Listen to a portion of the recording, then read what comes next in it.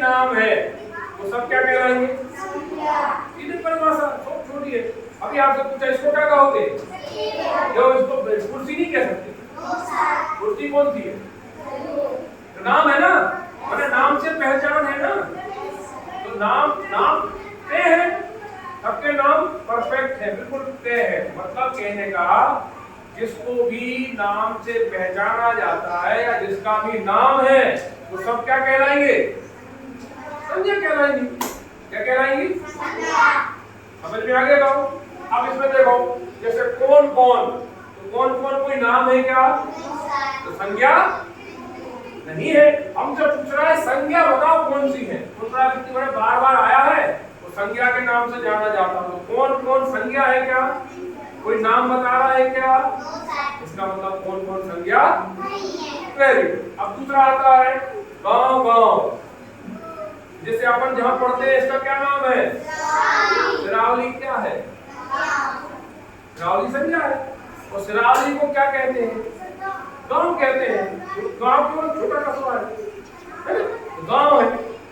Clear हो गया? तो देखो गांव गांव दो बार आया और गांव को हम संज्ञा कहते हैं।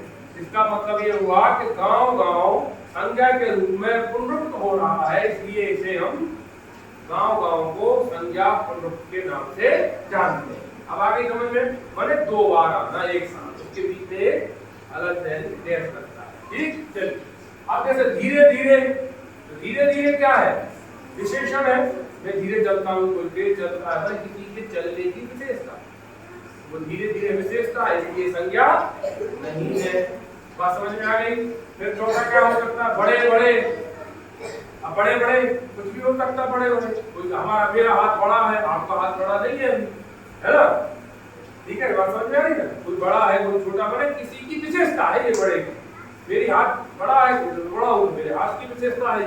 इसका मतलब ये जिस चीज की विशेषता होती है तो विशेषण होता है। इसका मतलब ये हुआ कि कौन कौन धीरे धीरे और बड़े बड़े विशेषण है, या इनके अलग अर्थ है या अलग ये रूप देते हैं, इसलिए संज्ञा नहीं है।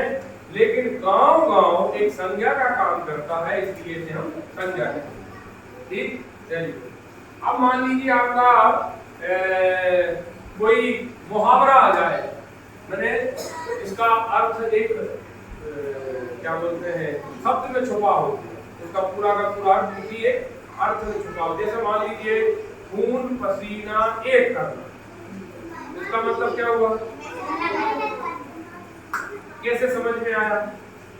खून पसीना किसका लेता है? जो मेहनत करता है। हम पंखे के नीचे बैठ जाएंगे तो खून पसीना गिरेगा, इसका मतलब हम आराम कर रहे हैं, आराम की मुद्रा है ये ना। और अगर हम खेती में जाके खेती चलाएंगे, फावड़े चलाएंगे, मेहनत करेंगे, है ना, दौड़ेंगे, परिश्रम करेंगे, तो परिश्रम करने में क्या निकलता होगा? पसीना। इसका मतलब उसका संबंध काय से आ गया? मेहनत से आ गया। ठीक है, तो मुहावरे का सही अर्थ क्या हो जाएगा? बहुत अधिक मेहनत करना। खून पसीना, खून भी गिर रहा है ना, देखो पसीना गिरना मेहनत हो गई, लेकिन साथ में क्या जोड़ दिया उसने? खून पसीना।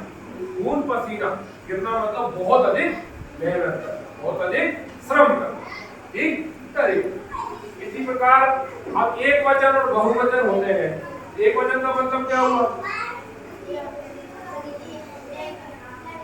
कोई एक, कोई एक, उसे क्या कहेंगे हम? एक वचन। और एक से ज्यादा होंगे तो बहुवचन।